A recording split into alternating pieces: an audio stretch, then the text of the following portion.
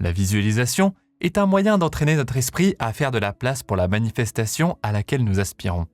Joseph Murphy, auteur du célèbre livre « La puissance de votre subconscient », affirme que les croyances, pensées et opinions que nous implantons dans notre subconscient se manifestent dans nos expériences de vie. Alors, comment pouvons-nous amener notre subconscient à travailler en notre faveur ?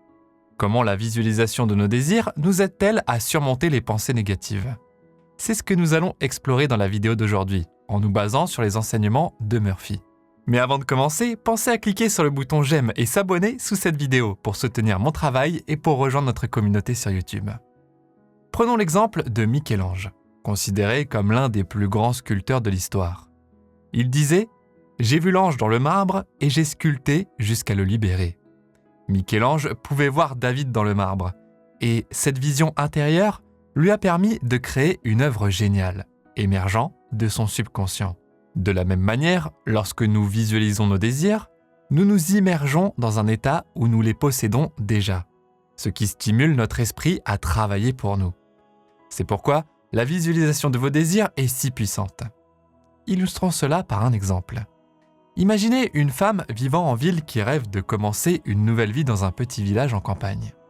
Elle se visualise assise à un bureau en bois, une tasse de café chaud à la main, en train d'écrire les dernières pages de son roman.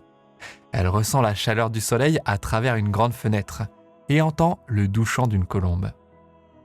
Par la fenêtre, elle aperçoit un lac calme dont elle prévoit de profiter en kayak plus tard dans la journée. En imaginant cette scène, elle se sent épanouie, sereine et en paix, non seulement dans son imagination, mais aussi dans la réalité.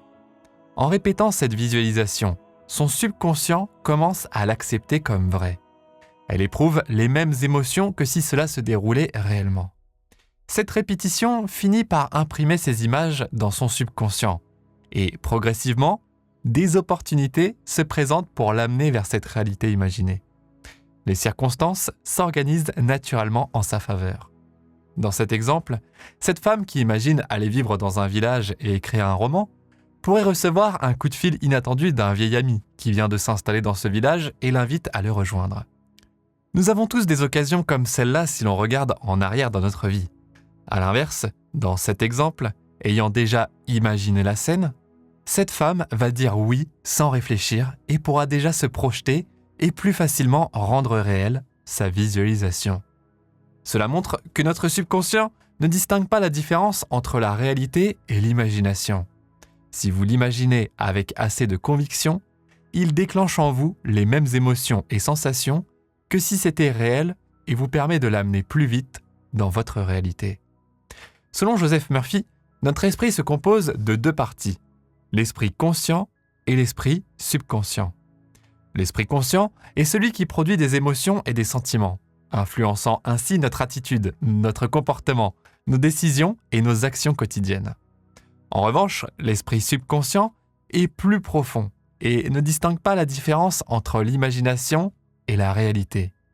Il reçoit simplement les instructions de l'esprit conscient sous forme de pensée et réagit en générant les émotions ou sentiments correspondants. Tout ce que l'esprit conscient envoie à l'esprit subconscient est accepté comme réel, sans remise en question. Ainsi, si nous imaginons une scène dans notre esprit conscient, notre esprit subconscient la considérera comme vraie et générera les mêmes émotions et sensations que si cela se produisait réellement. Ce phénomène montre pourquoi nous avons tendance à chercher des situations qui confirment nos croyances. Par exemple, si vous êtes convaincu que vous n'êtes pas doué pour parler en public, vous allez, inconsciemment, éviter les situations où vous pourriez être amené à le faire. Même si l'opportunité de parler en public se présente, vous pourriez vous sentir nerveux ou mal à l'aise, ce qui pourrait confirmer votre croyance que vous n'êtes pas à l'aise dans cette situation. En d'autres termes, vos croyances profondes influencent vos actions et finissent par créer une réalité qui correspond à ces croyances, qu'elles soient positives ou négatives. Nous avons aussi naturellement tendance à nous entourer de personnes qui nous ressemblent et partagent nos croyances et comportements. De la même manière, ce en quoi nous croyons ou pensons le plus souvent devient réel. Le scientifique et auteur Dr David Hamilton a étudié la relation entre l'esprit et le corps. Dans son livre « It's the Thought That Counts », il affirme que nos pensées, sentiments et intentions ont un impact réel sur nos gènes et notre santé. Il explique que tout le monde peut utiliser le pouvoir de la pensée et des émotions pour améliorer sa santé et son bien-être. Hamilton a souvent parlé de la visualisation et a recommandé plusieurs techniques qui ont aidé des milliers de personnes à travers le monde. Dans un article intitulé « Visualization Alters the Brain and Body », il souligne que notre cerveau ne fait pas la différence entre ce qui est réel et ce que nous imaginons. Dans son livre, Dr David Hamilton mentionne une expérience menée par des chercheurs de l'université de Harvard, utilisant des scanners cérébraux pour étudier les effets des images mentales. Les scientifiques ont appris à un groupe de personnes à jouer une séquence de 5 notes de piano, qu'ils ont pratiqué physiquement pendant 2 heures par jour pendant 5 jours. Un autre groupe, quant à lui, n'a pas joué les notes mais les a simplement imaginées, en visualisant la même séquence pendant 2 heures par jour pendant 5 jours. Les scans cérébraux ont montré que les deux groupes, ceux qui ont pratiqué physiquement et ceux qui ont imaginé, avaient des activités cérébrales similaires. Cela prouve que le cerveau ne distingue pas entre ce qui est réel et ce qui est imaginé. En utilisant des visualisations, nous pouvons influencer notre subconscient de manière positive, ce qui nous aide à attirer les circonstances que nous désirons dans notre vie. Voyons maintenant les techniques de visualisation que vous pouvez utiliser pour atteindre vos objectifs, en nous basant sur les recommandations de Joseph Murphy et d'autres experts en développement personnel. La première méthode est la méditation sur la condition que vous souhaitez atteindre. Dr Wayne Dyer, un auteur et conférencier réputé, recommande dans son livre « Le pouvoir de l'intention » que les frères Wright ne se sont pas concentrés sur le fait de rester au sol, tout comme Thomas Edison n'a pas pensé à l'obscurité.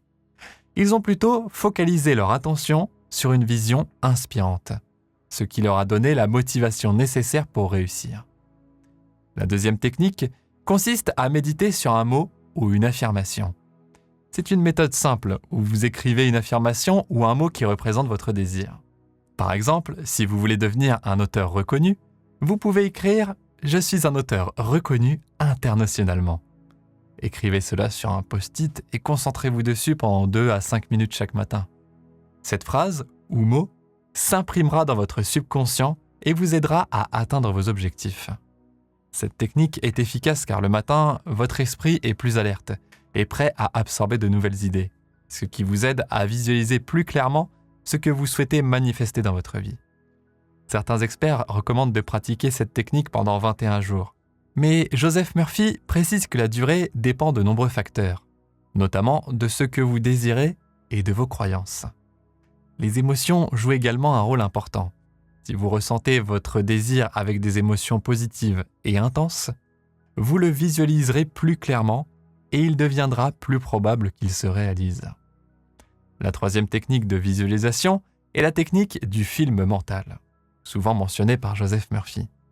Il y a un proverbe chinois qui dit « Une image vaut 1000 mots ».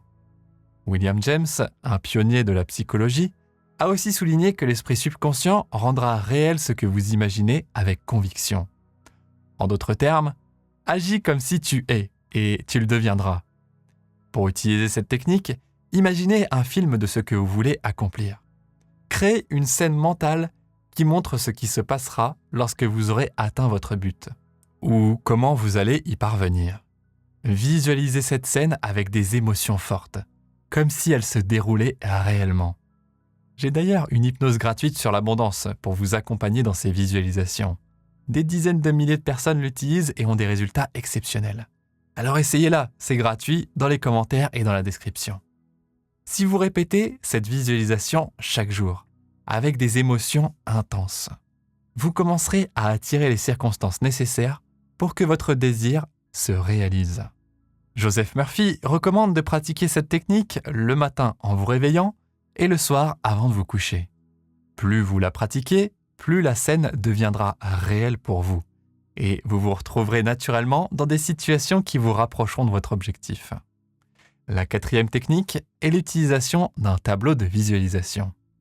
Ce tableau vous aide à clarifier vos objectifs et à les rendre plus concrets dans votre esprit. Sur un tableau de votre choix, vous pouvez coller des images, des symboles et des mots qui représentent vos désirs, que ce soit un voyage en Italie ou la réalisation d'un projet. Placez ce tableau dans un endroit visible tous les jours. Ajoutez des affirmations ou phrases qui vous rappellent vos objectifs. En regardant régulièrement ce tableau, vous visualiserez automatiquement ce que vous voulez atteindre. Pourquoi les visualisations peuvent échouer? Même si ces techniques sont puissantes, certaines personnes trouvent qu'elles ne fonctionnent pas. Les échecs viennent souvent d'un manque de confiance et d'un effort excessif. Joseph Murphy répète souvent « Allez-y doucement ». Il est important de demander, de faire confiance et de laisser les choses se faire. Les pensées négatives et les doutes, comme « les choses vont de mal en pis » ou « c'est sans espoir », peuvent saboter vos efforts si vous les laissez dominer vos pensées.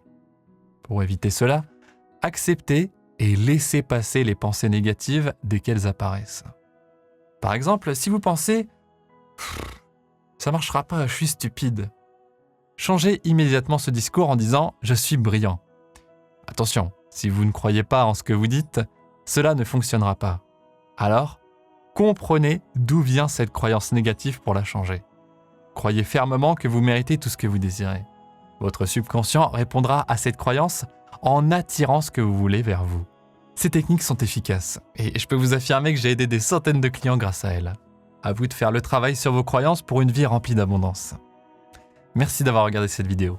Si vous l'avez trouvée utile, laissez un like et partagez-la à vos amis. Partagez vos idées et commentaires ci-dessous. Et pensez à télécharger votre audio d'hypnose gratuit pour changer vos croyances négatives en positives. Pour l'instant les amis, je vous dis merci, merci, merci.